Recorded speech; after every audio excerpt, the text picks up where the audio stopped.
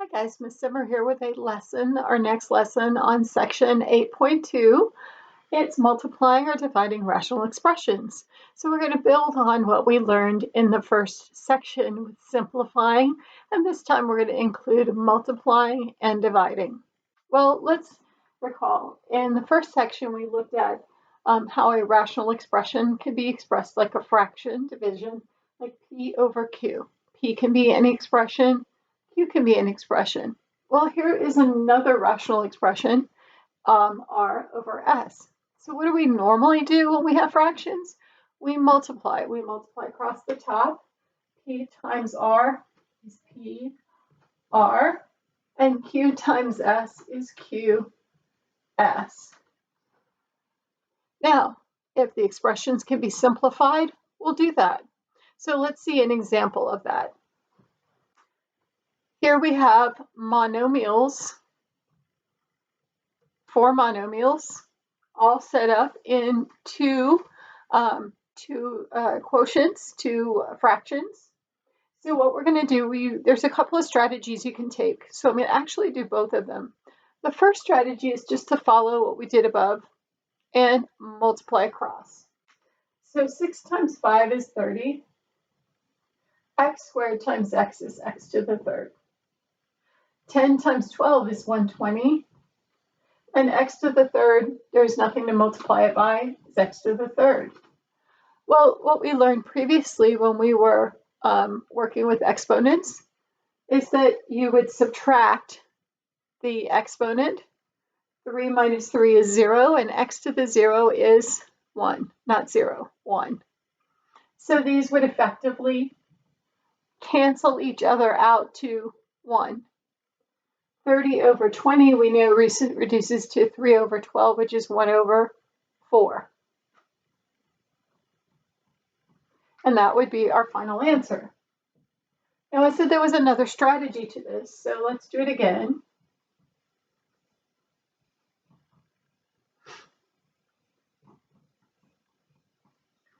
Just like in the multiplication of fractions, you can cross cancel. So here, 5 and 10, 5 goes into 5 and 10. It goes into 5 once. 5 goes into 10 twice. You can also cross cancel the x's. One x here can cancel one of the x's here. So we still have x squared left. Here we have 6 and 12. 6 goes into 6 once. 6 goes into 12 2 times. So what do we have?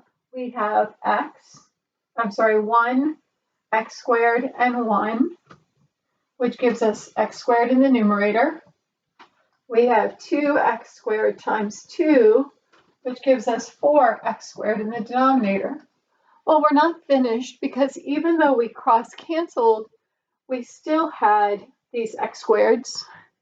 So the x squareds now cancel.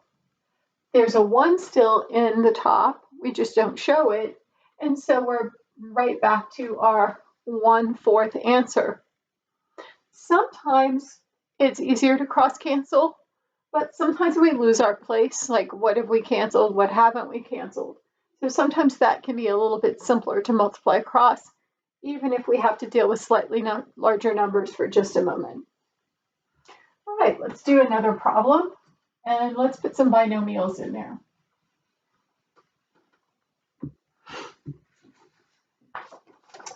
This time we have, and this is straight from the notes. I printed them up. You can print them up, or you can just take notes writing them down on notebook paper, but make sure you label everything so you can use it when you're solving problems.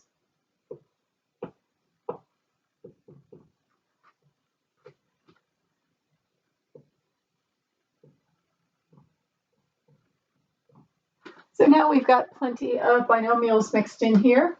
Let me go ahead and move this over just a little bit so that it's clear.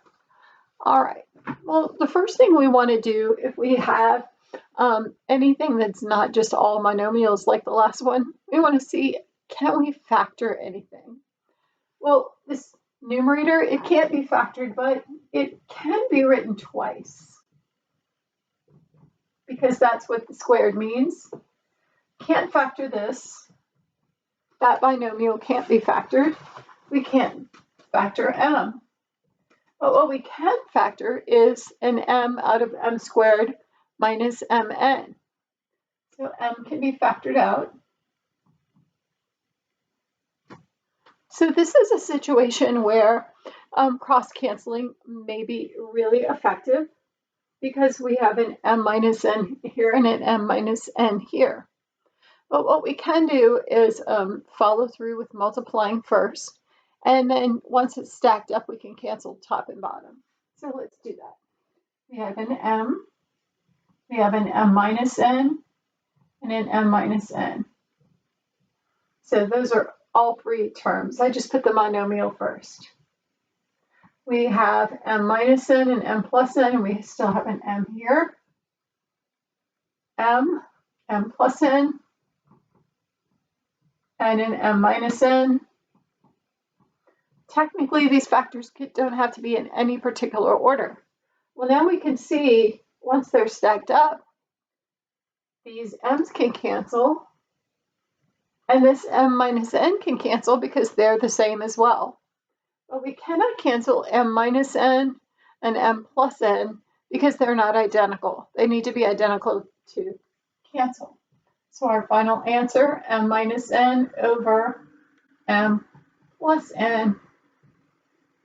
And that would be our final answer in that case. Okay?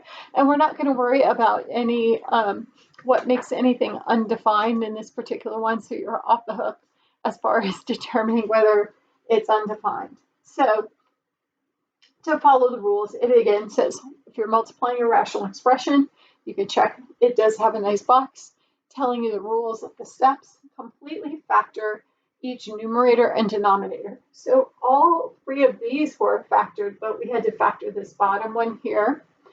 After they're all factored, multiply numerators and multiply denominators. So in that case, that's what we did. We went ahead and multiplied across. We didn't do any shortcut cross canceling. And then we simplified. We just looked stacked up. What could we cancel? All right. So let's do some more. Let's go back to a few monomials, and then we'll be jumping up to some more binomials again. And a lot more factoring, and a lot more canceling. All right, let's start with example 1, which says 25x over 2 times 1 over y cubed. We can do that one. That one's A. I'll go ahead and write B up here as well.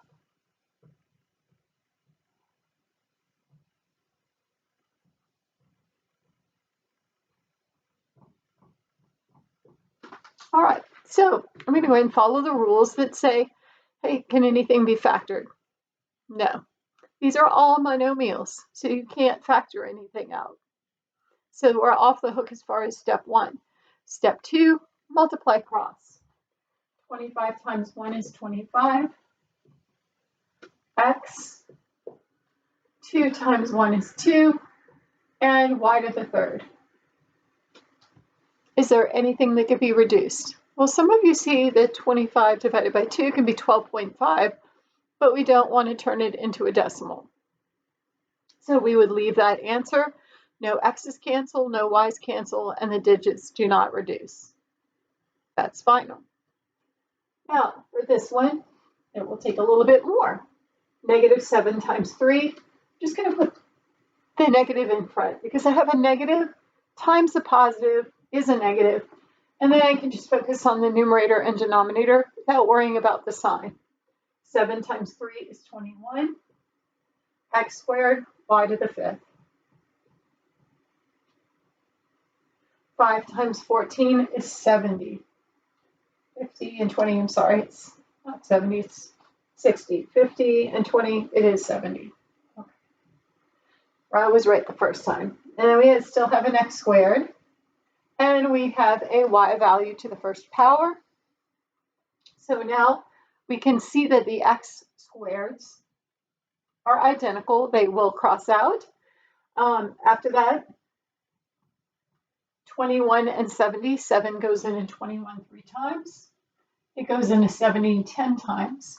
And as far as the y values, we've got 5 y's up here and 1 down here. Remember, 5 minus 1 gives us 4, so it's y to the 4th. And they would be in the numerator because this one has more. When you subtract them and it's positive, that's the numerator. If they were negative, then it would be in the denominator and we would make it a positive sign. Okay, positive exponent. So this one multiplied, no simplifying necessary. This one we multiplied and a bit of simplifying was necessary. And you do have to remember your exponent rules way back from our previous chapter. All right, so you might want to brush up on some of the exponents. Going to example 2. Let's do another problem where we have to factor this time.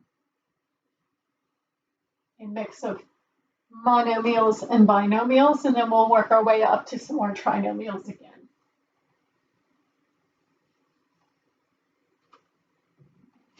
All right, so with example 2,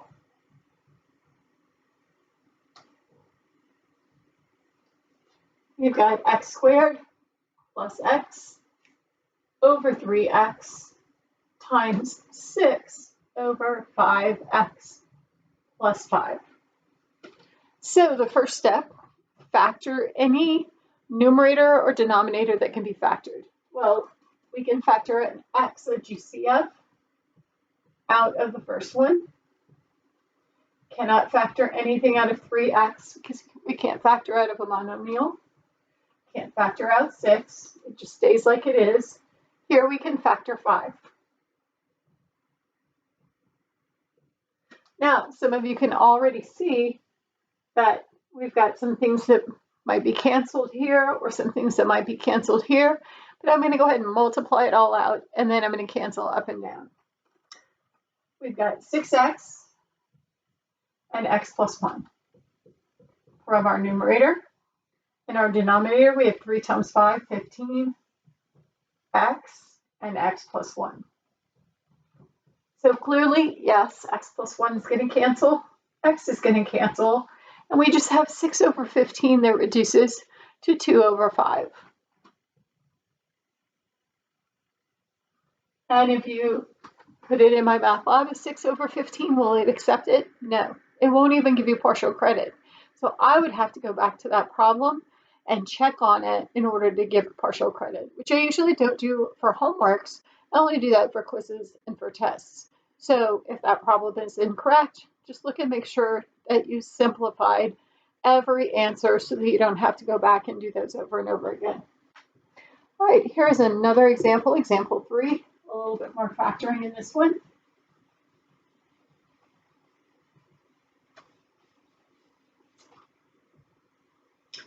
Example 3 this time, 3x plus 3 over 5x minus 5x squared. Sorry, that's 5 times 2x squared plus x minus 3 over 4x squared minus 9. So here we have a lot of factoring that we can do because every single term can be factored. First, our 3x plus 3 we can factor out of 3. Our 5x minus 5x squared we can factor out of 5x. And we can flip that around. Let's go ahead and do that. I'm going to flip it.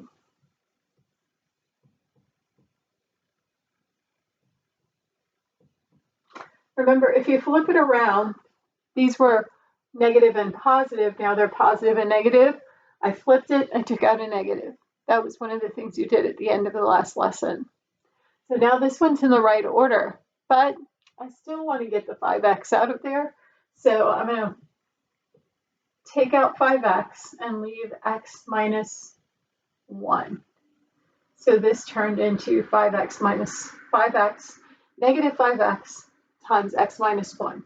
So this is still our fraction line. I just decided to do two things in almost the same step. flip it around, and then factor out the 5x. So now multiplying by, let's look at factoring this out, multiplying by that. We have 2x and x. We know the signs are different.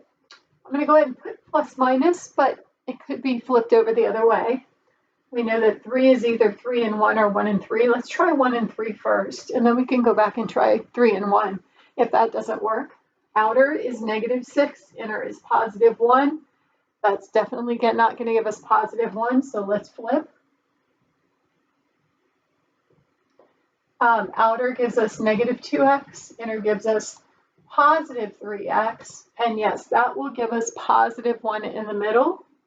So that's going to be really helpful that we got that on the second try. Now, for x squared minus 9, it's a binomial. There's no GCF, but it is a difference of 2 perfect squares. So that means we have the conjugates 2x plus 3 and 2x minus 3. Sometimes when you have a lot of factoring going on, you can say, hey, I bet you that might be a 2x plus 3 down there. And that might kick off your getting your factoring for the next term, knowing that you're kind of looking for a 2x plus 3 or for an x minus 1. X minus 1 is not a good factor to look for from 4x squared minus 9, but 2x plus 3 is, because of the fact that those are the perfect squares of those numbers. All right, now that we have them all, essentially we've got this fraction here, that fraction there, we're multiplying. Well, consider this. I could write it all over again, but it's the same as if I took this out and just ran that division line all the way across. These terms here stacked up over these terms here. You can just ignore that. So what can cancel? Well, looking in, x minus 1, 2x plus 3.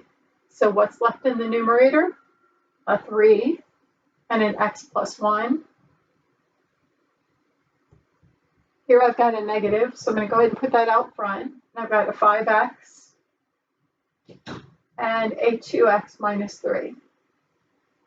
So this is our final answer. If you're looking for things that are going to cancel all of the terms and just end with a simple fraction, that's not going to happen too often once you get into problems where all of the numerators and denominators are factored. So this is our final answer. All right, let's take a look at a couple more like this. In fact, before we do any more, we're going to remind you that you can also divide, but division is multiplication when you're dealing with fractions. So let's go back for just a second and talk about what we had at the beginning of the lesson. We had, we used single letters like P over Q, but let's say we're dividing this time with R over S.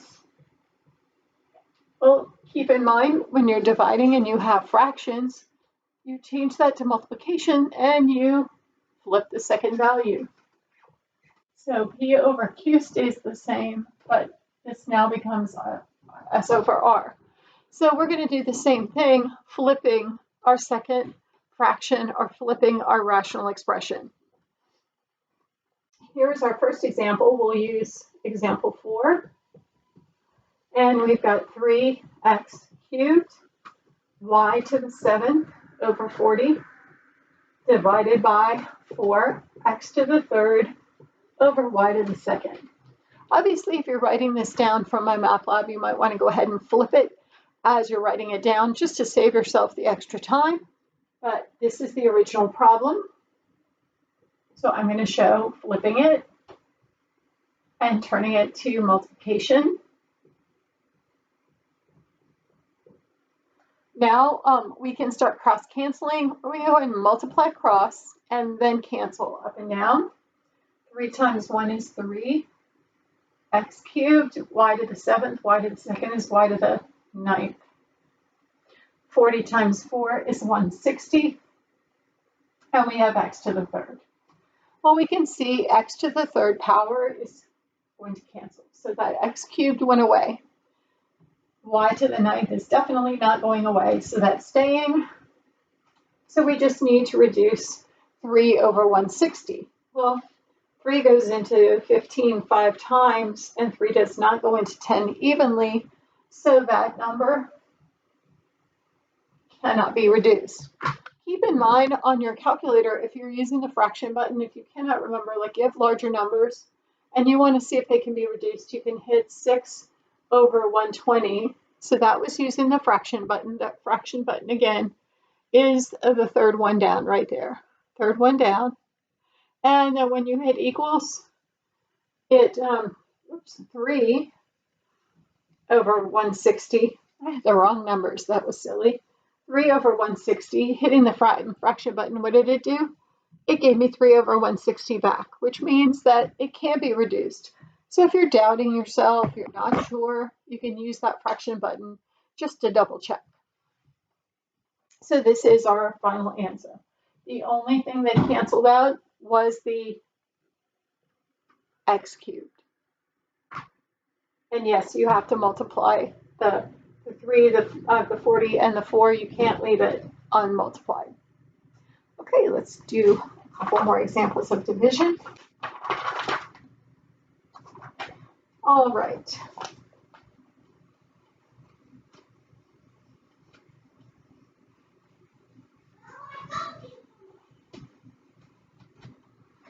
Moving on, we've got x minus 1, x minus plus 2 over 10. That's our first rational expression. This is example 5 in your notes, divided by 2x plus 4 divided by 5. So I am going to flip the second rational expression over. At the same time, I'm going to go ahead and factor 2x plus 4 because this is factored. This doesn't need factoring. This does need factoring. That doesn't need factoring. So I only have one thing that needs to be factored. So leaving the first rational expression alone, our first fraction stays the same, times 5. And then I'm going to go ahead and put this down here in factored form. GCF 2 taken out. And there we go. Now, we're ready to multiply it out. 5 in the front times x minus 1 times x plus 2 over 10 times 2 is 20 times x plus 2. So everything here in the numerator, everything down here in the denominator. X plus 2 is the same, so it does cancel. And 5 over 20 can reduce to 1/4. So our final answer, well, we only have a 1 and an x minus 1. We don't need to put the 1 in the front because 1 times anything is itself. And then 4 in the denominator. So now we have our final answer, x minus 1 over 4. And we can't reduce anything else from there, as we know from doing simplifying expressions in the last section. All right, let's move on to example 6.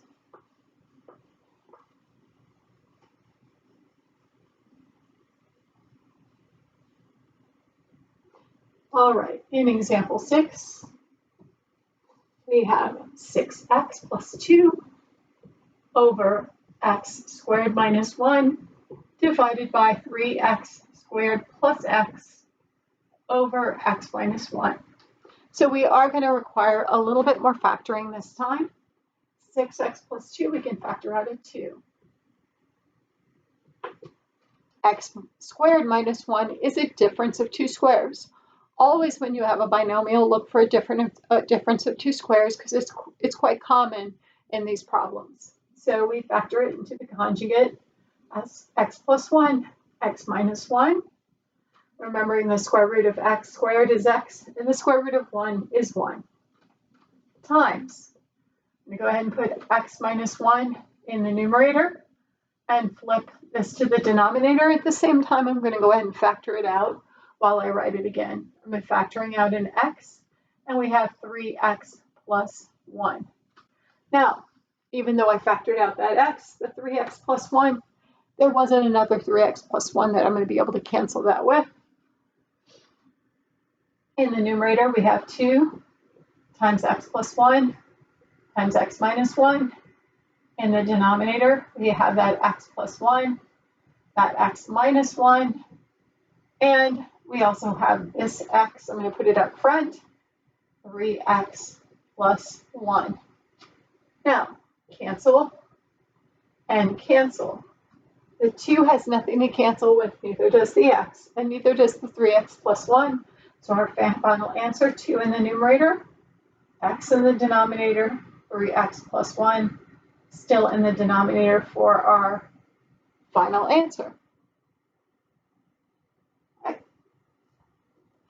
Let's do another. Example 7. One more division, or 2 more divisions, and we'll do an additional multiplication problem. In fact, we're doing a lot of multiplication problems because every division problem turns into a multiplication problem. But if you forget to flip, then you've done all that work, all that factoring for nothing. So always remember to flip.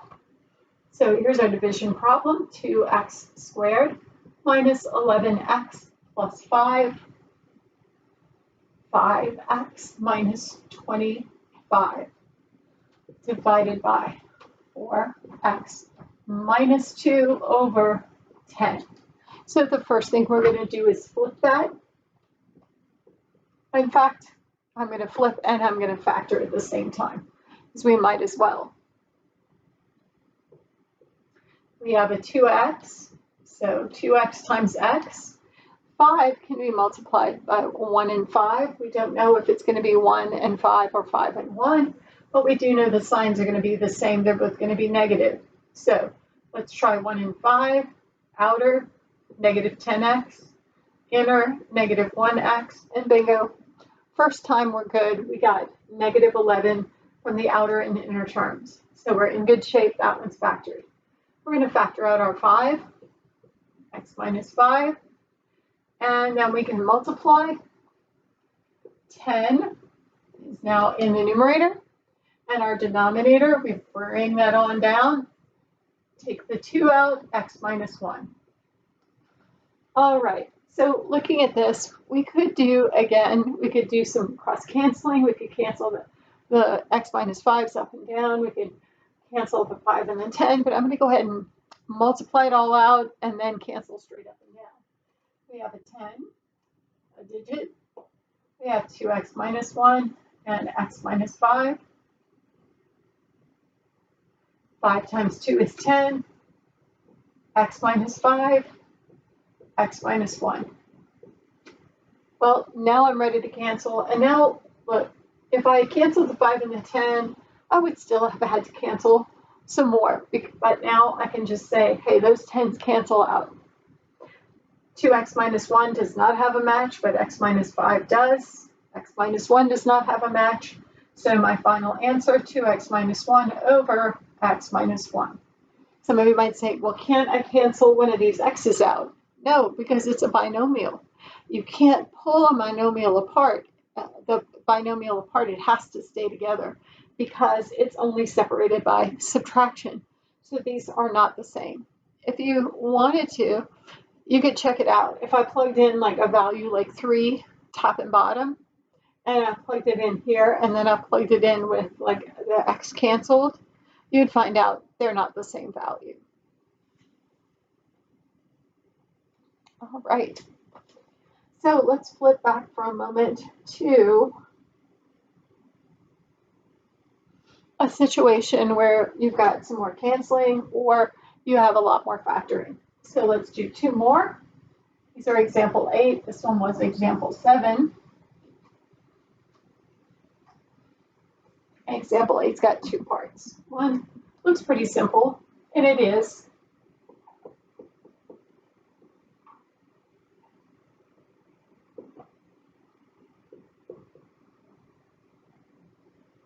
But the question may come up, what happens when I flip it, I notice that, hey, I can cancel these, and I can cancel the 8 and the 2 to 1 and 4. Well, what do I have left? What do I have left? I have 1, and I have 4x. Make sure that you are, when you cancel, if everything in the numerator cancels, that you're left with a 1 there, that you don't accidentally write the denominator as the numerator. So it's a simple problem that can be easily made into a mistake or careless error if you move that up to the numerator. It's in the denominator, it stays there. One of the things multiplying across, if we had multiplied across 2 times x plus 9 in the numerator, and down here 8x times x plus 9, you could also see these cancel, the x is staying, and 2 over 8 turns into 1 over 4. That may be a way of avoiding that canceling mistake as well. Now let's move on to one more with a little more factoring, because we just love to factor. All right, so our final problem for this lesson. This is B, for example, 8, 35, x minus 7x squared over x squared minus 25 times x squared plus 3x minus 10 over x squared plus 4x. Well, first thing, don't flip the second fraction. We've been doing division, and this time it's already multiplication to start. So watch out. After you do several division problems in a row, you might be tempted to flip the second number. And if after doing a few multiplication problems in a row, you may forget to flip the second number when it's division. So always double check that sign. So here we need to start by factoring all of our numerators and denominators. We're going to also, at the same time, I'm going to flip this over. If I flip it,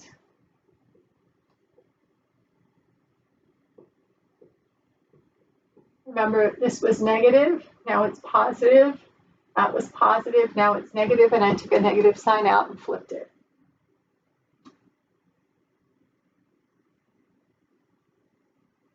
Excuse me, I was going to go ahead and factor that out.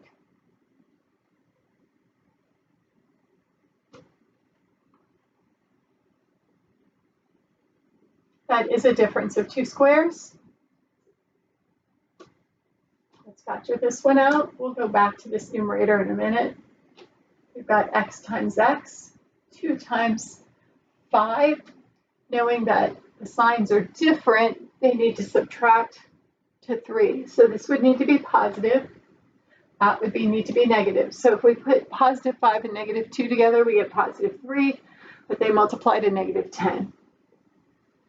Next one, x factors out, and we get x plus 4. So the only thing we haven't factored, we need to go back to this one for a moment. I'm going to bump this negative out front, and let's factor out that 7x, which leaves only an x here, and only a 5 here. So instead of writing that again, I went ahead and just changed that in its place. Hopefully everybody caught that. I factored out the 7x and flipped at the same time. All right, so once again, I could write it again, but since it's already multiplication, I'm just going to take that out and say, look, I multiply across the top. Here's my numerator. Here's my denominator. What can I cancel out? Well, I've got this x and this x that cancels. 7 is all by its lonesome. There is nothing to cancel it with, so it's going to stay. X minus 5, I can cancel this x minus 5. X minus 2, I got nothing. X plus 5, I can cancel out. So x minus 2 stays in the numerator. X plus 4 stays in the denominator, and we're done. Now, do you need the parentheses around it? You do at the top, because the negative 7 is out in the front. Technically, you do not need those in the denominator at all. So parentheses, it all depends on the quirks of MyMathLab and whether it allows you to have that, but it should not be an issue to have parentheses around it if you want that, because it definitely is appropriate. Okay. Just taking a look and seeing if there's anything else that we need to do, and we should be in good shape. So I hope we've done enough problems to solve these. I think I skipped example 7. No, I must have done example 7. Or I may have skipped example 7, but I think we did enough examples to get through that. So please join me at the Q&A at 11 o'clock if you have any questions. Have a great day.